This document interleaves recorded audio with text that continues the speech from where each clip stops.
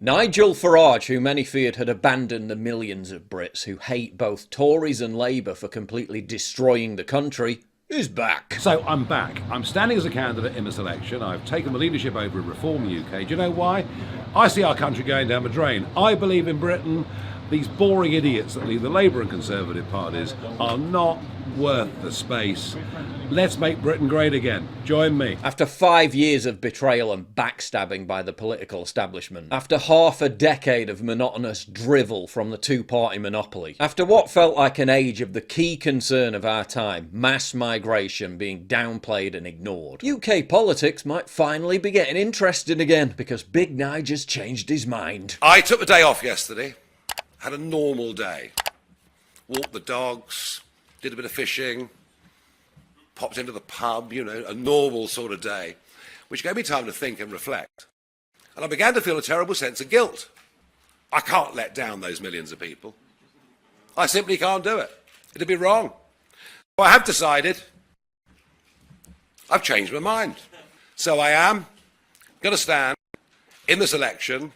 I'll be launching my candidacy at midday tomorrow in the Essex seaside town of Clacton. Oh, but it'll help Labour. What does that even matter? The latest YouGov poll suggests they're on course for a landslide that would well beat Tony Blair's victory in 1997. The only thing that can stop Labour in the long run is an effective right-wing opposition. And that necessitates the complete destruction of the Conservative Party and its replacement with a party that actually represents conservative values instead. The Tories had the temerity to whine about it, claiming Farage's return would mean uncontrolled immigration and betraying the will of the British people. Yeah, you'd know all about that, wouldn't you? They've got the nerve to sound the alarm bell about uncontrolled immigration. This is the same party under whose watch 120,000 illegal boat migrants have arrived on our shores, under whose watch our population has ballooned to unsustainable levels as society unravels at the seams. They promised to reduce immigration to the tens of thousands. The latest net migration figure was over 600,000. Over 1 million new people entering our tiny island every single year. The Tories are the ones who have betrayed the will of the British people on immigration, to the point where, in comparison, they made Tony Blair look like a border control fanatic. And Farage is the only prominent politician in Great Britain calling it out for what it is. I also know,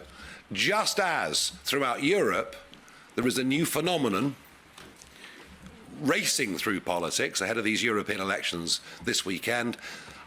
I promise you, something is happening out there. I've been in this game 30 years. I fought lots of elections.